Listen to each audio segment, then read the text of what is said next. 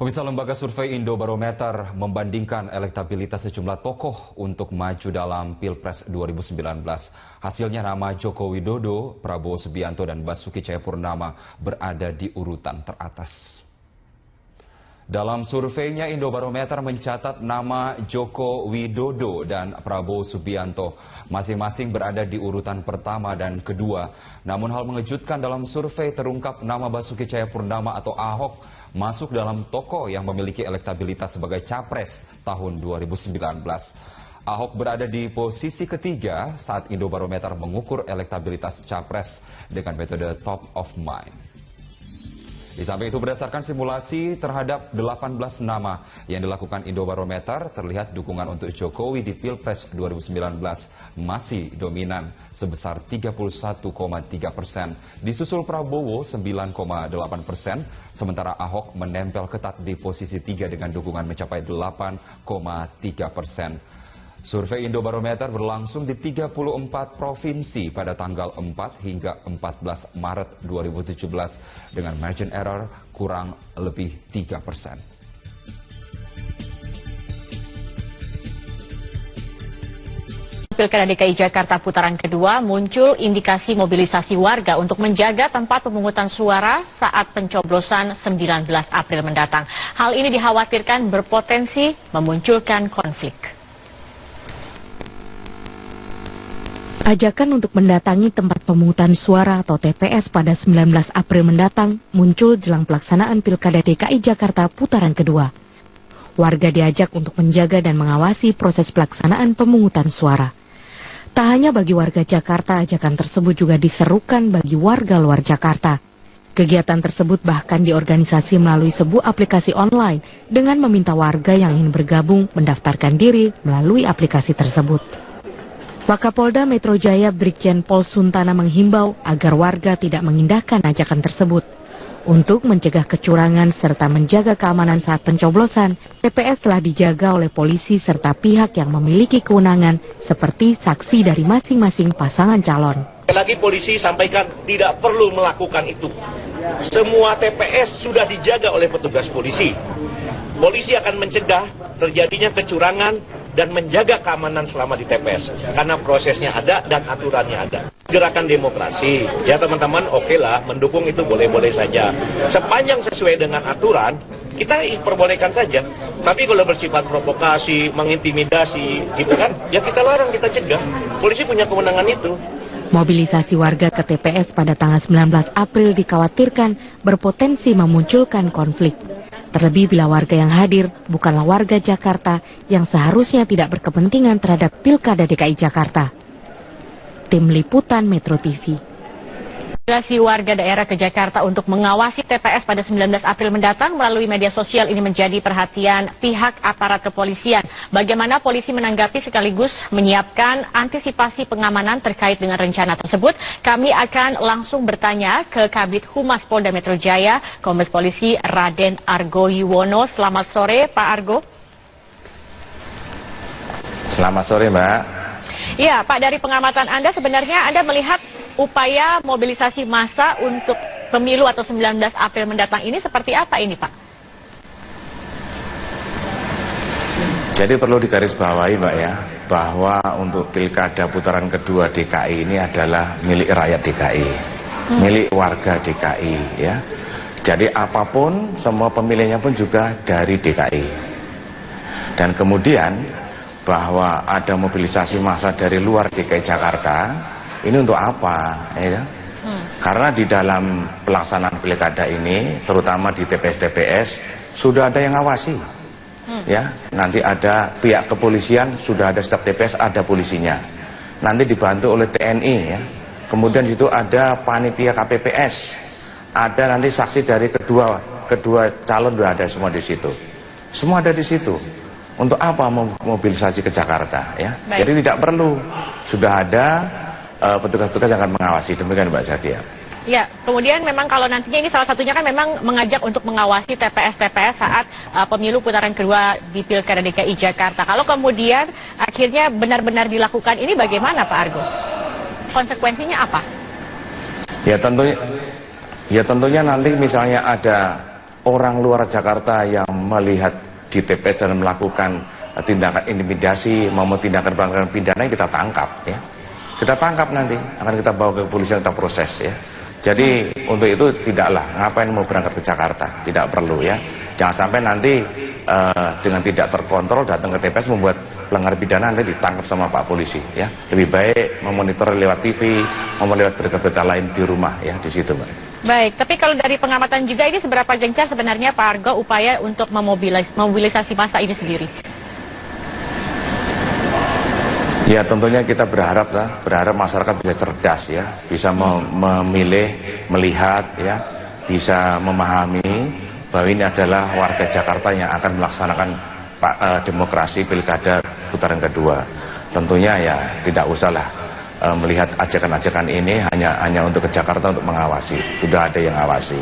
Jadi sesuaikan aja, misalnya masyarakat di Jawa Tengah maupun Jawa Barat itu laksanakan kegiatan aktivitas masing-masing di saat tanggal 19 itu. Jadi kita melihat saja dan semuanya pasti kita laksanakan dengan adil, netral, dan aman di dalam pelaksanaan ini. Kita percayakan kepada kepolisian dan kepada unsur yang lain untuk mengawasi di TPS-TPS itu, Mbak. Baik, Pak Argo, ini selain juga ajakan, ini juga ada aplikasi yang dibuat terkait dengan tamasya ini. Kemudian polisi juga sempat mengatakan akan menelusuri siapa sebenarnya juga yang menggagas. Apakah ini sudah ada perkembangan, Pak Argo? Ya tentunya nanti kita akan melihat apakah ada unsur-unsur pidana atau tidak di dalam pelaksanaan aplikasi ini ya. Kalau misalnya nanti ada unsur pidana, tentunya kita akan melakukan penyelidikan dan kita tinggalkan jadi penyidikan ya. Tapi kita akan melihat dulu, kita mendalami dulu apakah ada unsur-unsur pidana yang dikaitkan dengan aplikasi tersebut. Demikian, Mbak. Artinya siapa yang membuat ini belum diketahui, Pak?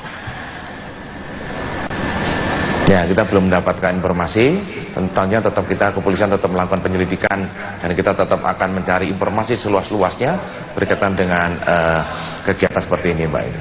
Oke, memobilisasi warga untuk mengawasi jalannya pemilu, bukan warga Jakarta, kemudian juga padahal sudah ada pengawas. Ini sebenarnya bisa dikatakan melanggar undang-undang, tidak sih Pak Argo?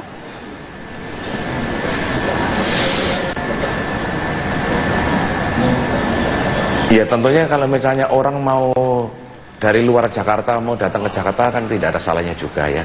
Tetapi kalau dia mempunyai niat dan maksud tertentu nanti akan melakukan tindak pidana. Tindak pidana ini yang digarisbawahi ya. Ada pelanggaran tindak pidana. Tentunya nanti akan berurusan dengan kepolisian ya di situ. Tentunya misalnya nanti ada warga yang datang ke Jakarta kan ada operasi justisi tidak bawa KTP, itu kena juga di situ. Jadi tentunya kita harus berpikir jernih pada masyarakat ini agar tidak usah ke Jakarta, ngapain mau ngecek-cek pengawasan TPS padahal udah ada yang mengawasi ya. Baik, baik. Kemudian terakhir Pak Argo, pengamanan apa yang akan dilakukan oleh pihak kepolisian dan juga yang lainnya terkait dengan jalannya nanti pilkada serentak atau pilkada DKI Jakarta putaran kedua pada 19 April nanti? Tentunya kita sudah mempunyai perencanaan pengamanan ya, perencanaan pengamanan dan kita sudah melakukan kegiatan preemptif dan preventif terlebih dahulu. Saat ini sudah kita lakukan kepada masyarakat agar menggunakan hak pilihnya dengan hati nurani ya. Kemudian kita juga sudah merencanakan semua kepada titik-titik atau titik-titik TPS yang akan kita laksanakan pengamanan dan kita juga men-standby-kan personil juga dan kita juga nanti akan meminta bantuan kepada Mabes Polri seandainya kekurangan personil dan ini sedang kita manajemen biar nanti pengamanan pilkada putaran kedua itu bisa berjalan aman dan lancar. Demikian, Pak. Baik, Kombes Polisi Raden Argo Yuwono, Kabid Humas Polda Metro Jaya, terima kasih telah bergabung bersama kami. Lalu bersilaturahmi ke Pondok Pesantren Sunan Derajat di Kabupaten Lamongan, Jawa Timur. Informasi selengkapnya akan langsung disampaikan oleh Eva Wondo dari Lamongan, Jawa Timur. Selamat sore Eva, apa sebetulnya tujuan kehadiran Ketua Umum Partai Nasdem Surya Paloh ke Pondok Pesantren Sunan Derajat? Ya, selamat sore Widya. Tujuan kehadiran Ketua Umum Partai Nasdem Surya Paloh ke Pondok Pesantren Sunan Derajat di Kabupaten Lamongan, Jawa Timur ini adalah untuk menghadiri acara wisuda pernah santri di Pondok Pesantren Sunan Derajat Kabupaten Lamongan, Jawa Timur. Selain itu juga untuk bersilaturahmi dengan pengasuh di Pondok Pesantren Sunan Derajat di Kabupaten Lamongan, Jawa Timur. Tadi saat tiba di Pondok Pesantren Sunan Derajat, Lamongan, Jawa Timur, Ketua Umum Partai Nasdem Surya Paloh disambut oleh Kiai Haji Abdul Ghafur yang merupakan pengasuh Pondok Pesantren Sunan Derajat di Kabupaten Lamongan, Jawa Timur. Selain Ketua Umum Partai Nasdem Surya Paloh, dalam kegiatan ini juga dihadiri oleh jajaran fungsionaris DPP Partai Nasdem dan jajaran fungsionaris DPW Partai Nasdem Jawa Timur. Total hari ini terdapat 1.150 santri Pondok Pesantren Sunan Derajat Lamongan, Jawa Timur yang diwisuda. Hari ini mereka berasal dari 3 tingkatan, yaitu dari Madrasah Diniyah, Madrasatul Quran, dan juga LPBA atau Lembaga Pengembangan Bahasa Asing. Rencananya sesaat lagi Ketua Umum Partai Nasdem Surya Paloh akan menyampaikan tausiah atau pesan-pesan kepada seluruh santri yang hari ini hadir dalam acara wisuda Purna Santri Pondok Pesantren Sunan Derajat Lamongan, Jawa Timur. Partai Nasdem ini menyadari pentingnya peran pondok pesantren dalam kehidupan berbangsa dan juga bernegara, karena pondok pesantren ini merupakan pilar penting atau menjadi benteng dari Pancasila dan juga NKRI, karena di pondok pesantren ini diajarkan Islam moderat, Islam yang penuh kedamaian dan juga toleransi serta persaudaraan. Kemudian pondok pesantren ini juga sebagai pusat pendidikan sekaligus menjadi pusat dakwah. Nah, pondok pesantren ini juga bisa dijadikan pusat ekonomi kerakyatan, karena di pondok pesantren ini juga diajarkan mengenai kewirausahaan kepada para santri. Nah, Pondok Pesantren Sunan Derajat di Kabupaten Lamongan, Jawa Timur ini menjadi salah satu pondok pesantren tertua dan juga terbesar di daerah Jawa Timur, karena total santri di Pondok Pesantren Sunan Derajat Lamongan, Jawa Timur ini mencapai lebih dari 12.000 santri. Widya, kembali ke Anda di studio. Baik, terima kasih Eva atas informasinya. Selamat kembali bertugas.